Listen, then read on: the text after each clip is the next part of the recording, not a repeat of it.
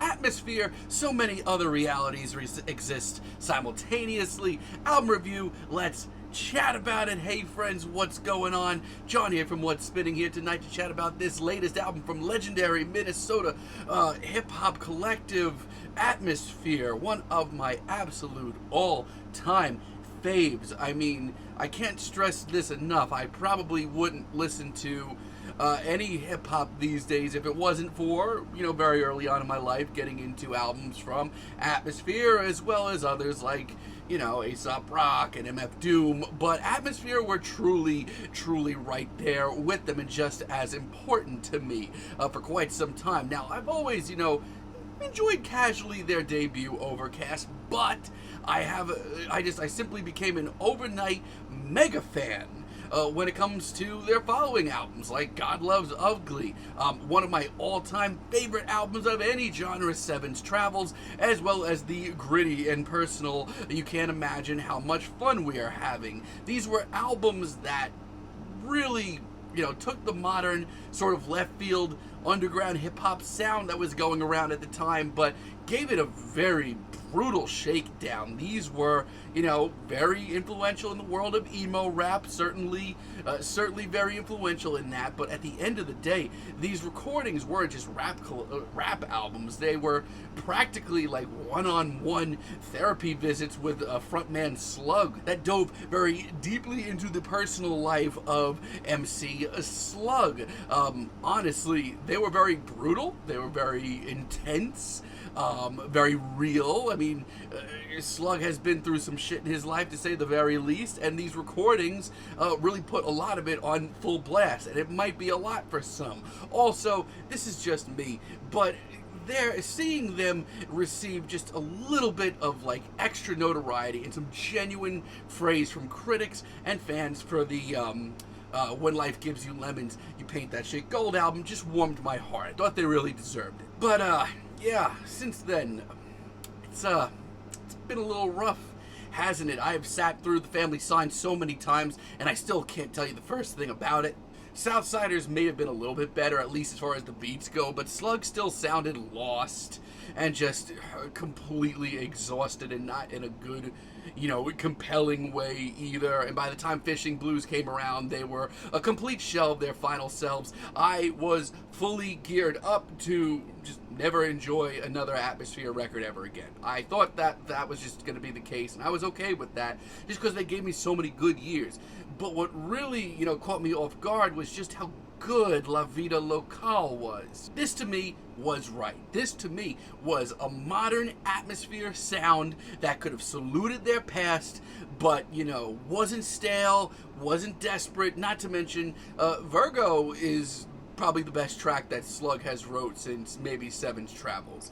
It hit me incredibly hard. But then right after, we were right back to being a serious mixed bad once again, whenever this album did not play to a single one of their strengths. They did shock me, though, with The Day Before Halloween. This was so over the top and campy and ghoulish and weird and short and sweet. I thought it was a lot of fun. But then their last album, Word, honestly, it had so many moments of sheer brilliance, but overall, I was so let down by the consistency of this project, which brings me to this new album. And with a title like this, I thought they were going for something, pretty left field, pretty abstract, pretty game-changing, and I don't know. I thought the singles leading up to this were just average. Sorry. Let's chat about this thing. Now, this is a 2-disc, 20-song, over an hour album from Atmosphere, which is crazy to think about. Like, I did not expect that from them right now. And, I have my thoughts on that as a whole, and we'll get to there. But, I mean, if anything, disc 1's actually not that bad. But there's plenty of moments where I'm still just completely lost in the modern world of Atmosphere, like this album's intro. Okay. I mean, this is tough to stomach. I mean, obviously, like I said, Atmosphere were pioneers in this sort of emo-tinged, almost gothic underground rap of the early 2000s. Hearing this, it's tough to stomach. I mean, I'm not necessarily opposed to them going for a cheesier, more positive tune. They did that on When Life Gives You Lemons, but like this track here, it is so overtly cheesy, and I'm not here for it. This beat is straight up goofy, and God, Slug just sounds so out of place. If this track does something for you, I'm glad it does, but it does nothing for me. Eventide, at least, is, a step in the right direction of where Atmosphere should be sounding right now. It is certainly darker and grittier. But this beat is really pathetic. It is not up to snuff at all. And Slug on vocals, my goodness, does he ever sound sleepy here and not in that grizzled rap veteran kind of way that I actually like? No, he just sounds bored. And Shepard Albertson's sung hook here, I actually think it's pretty great. It adds like a layer of bluesiness and grittiness to this track. It's pretty good. But outside of that, this track is just average, very average at best. And once again, with an album title like this, I was expecting something like real risky from the band, trying something new, and then I hear tracks like in my head. This is not anything risky, just the opposite. This beat is sluggish, just the boys sound tired. The beats in the production here, they are maybe a little bit more left field than usual. I will give credit where it's due, but not nearly enough. This track as a whole ends up coming off really jumbled and lost sounding. By the end of this track, it's just more annoying than anything, and Slug's completely stoned performance on this track is just not up to the task. Now, It Happened Last Morning, on the other hand, is much riskier. This track, it's certainly out there, almost psychedelic. I do like the beat a lot. This sounds like something out of like the Black Moth Super Rainbow canon. It has a great foundation to it. God, I wish the rest of this track picked up the slack. Slug sounds like he'd rather be anywhere else. The rest of this track just meanders around and does nothing. And Thanxiety actually has some potential to it. Once again, this beat, it's got some seriously wonky tendencies that does excite me. But it starts up, it actually gets me in the groove, but then Slug adds nothing. It meanders around, and then it's over in like a minute. Ugh. I think the frustrating part to this album, though, is when this album is good, Atmosphere proved they still have a lot to offer.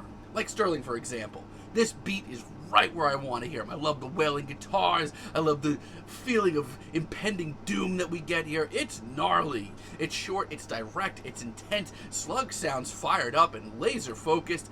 I can't ask for much more.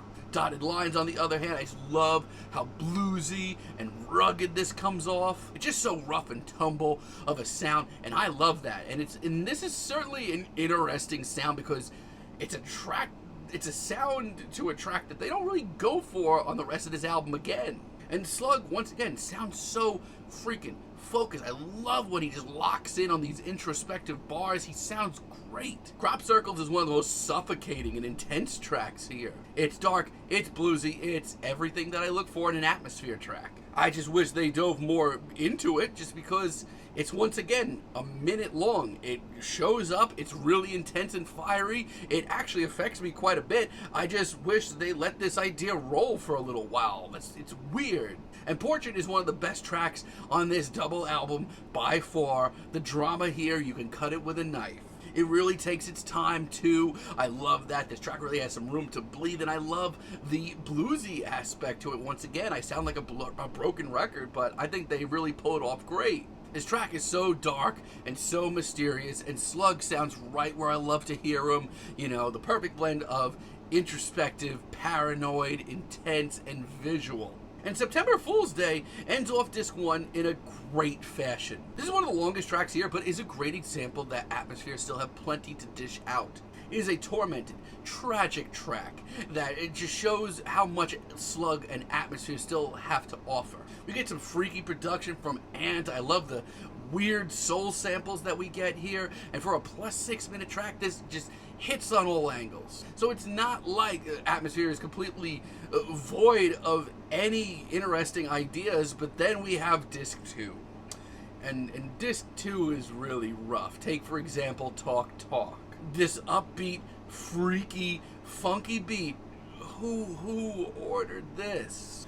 In a weird way, this sounds like the cleanest tobacco-produced track you've ever heard. This track is dark-sided, honestly.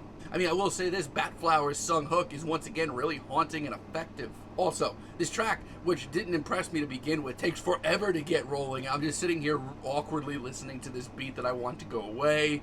And over halfway through, Slug just pops in and tries desperately to catch up with this beat that shouldn't have been here to begin with. It's ugly. And Still Life is really rough too. Even from this opening sung sample from Mercage Davis, it's just really pathetic. The beat isn't the worst thing in the world, but this 4-minute track goes nowhere. It is completely directionless. Slug doesn't have a single memorable line on this track. I feel like this album has an identity crisis.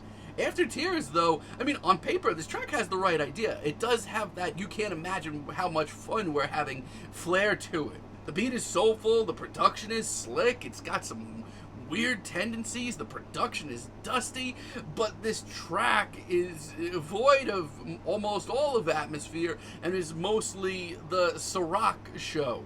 Not that that's bad, I mean, I wouldn't have minded a Ciroc feature here, but between that and the 1-minute runtime, once again, this should have been better. I mean, the Truth and Nail, the interlude, I am shocked by how little happens here. And Sculpting with Fire late in the album, this is just sad. It's just sad. The beat is pretty dime a dozen here, but my major issue here is Slug. I mean, there's been tracks here where he's been on his A game, his more intense and visual, and most importantly, introspective A game. And, you know, for the most part, he's kept through that the entire album, whether I've enjoyed the track or not. But this is a very different performance that we get here. This is like Slug trying to, like, recapture Lucy Ford EP's era atmosphere. He's trying to be so raw and depressive here. And you know, I give him credit for trying, but it's just awkward, and it just kind of, I don't know, it seems kind of pathetic. And yeah, the alright, okay reprise as a finale, I most certainly did not need that. This album is all over the place, but even with all that being said, there's still some hidden gems on disc 2. I mean, Watercolors, for example, hearing this at the start of disc 2, or towards the start of disc 2, honest to God, I thought that this was the sign that this album was about to take a turn for the weird. I love the mysticism in this beat, the practically lo-fi production, and in this case, Slug's entirely stoned, laid-back performance. It is so perfect. And holding my breath, this one took some time, and it is an odd one, because if you told me I'd be listening to Atmosphere in 2023 with practically a left field reggae beat, I really don't know what I would think about that. I mean, if you told my 13-year-old self, edgy as hell self that was obsessed with God Loves Ugly, that this is where we'd be at, I would, like, want to kick myself. But somehow, some way between that and the gritty production and Slug's incredibly focused and paranoid performance on this track, it works. Positive Space is really cool. I love how tragic and bluesy and emotional this is. It's got this hazy left field, almost psychedelic aesthetic once again, and it really, really, really works. Between that and the level of mystique here, I think it's a great risk that pays off for Atmosphere. And that goes double, even triple, for Bigger Picture. I'm gonna stand by this entirely. I claimed that Virgo was the best track that Slug had penned since, like, the Seven's Travels days. This gives Virgo a run for its money. You could argue that this dusty, acoustic-leaning instrumental is a little cliche, especially when it comes to Atmosphere's music, and you'd be certainly right. But here, Slug sounds like the grizzled, exhausted rap veteran that he is, and his incredibly introspective, intelligent, and personal bars on this track are absolutely unbelievable. The man still, after all these years, has so many layers. And this is a plus 6-minute track, but I think it's an incredible single, and it probably will end up on my year-end list. I think it's that good. This album's all over the freaking place. I mean, it's modern Atmosphere. On one hand, you know, they take some risks here, and when Slug focuses for more than 2 or 3 minutes, the man is still one of the more interesting personal lyricists in left field hip-hop. And there's some pretty great tracks on here. You know, Bigger Picture, it's unbelievable. But so much of this album is lazy, phoned in. There are weird risks that don't pay off. And not to mention, this album did not need to be 20 tracks over an hour long. Much like that new Smashing Pumpkins album, I'm kind of exhausted, and I'm kind of torn on this album, but for now, I'm going to give it like a strong 4. There's just way too much filler and too many phoned-in performances on this album. But let me know what you all think down below. If you liked the video, be sure to give us a like, give us a subscribe, and let me know down below what you would like for me to chat about in the future. And until next time, have a great day, friends.